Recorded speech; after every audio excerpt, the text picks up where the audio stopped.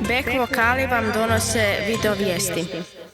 Dobar dan i dobrodošli u video vijesti, novi format u kojem ćemo vas ukratko izvještavati u novostima u Beku i događajima na kojima smo bili. Moje ime je Deni i sa mnom je Petar i vaši smo današnji prezenteri. U utorak, 14. siječnja 2025. posjetili smo Muzej suvremene umjetnosti u Zagrebu te prisustvovali otvorenju izložbe Budućnosti na dodir.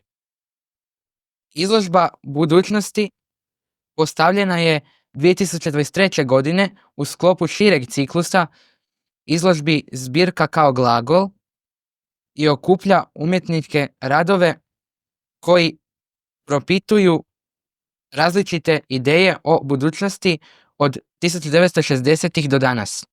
Projekt Budućnosti na dodir nastavak je i proširenje uspješnog projekta MSU na dodir koji Muzej suvremene umjetnosti provodi s ciljem obogaćivanja ponude za slijepe i slabovidne osobe, ali i sve one koji žele taktilno istraživati muzejske predmete.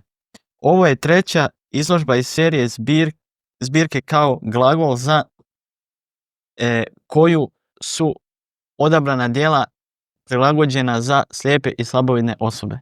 Na otvorenju izložbe imali smo priliku sudjelovati u vodstvu prilagođenim radovima na izložbi koje je odlično odradila kustosica Renata Filčić.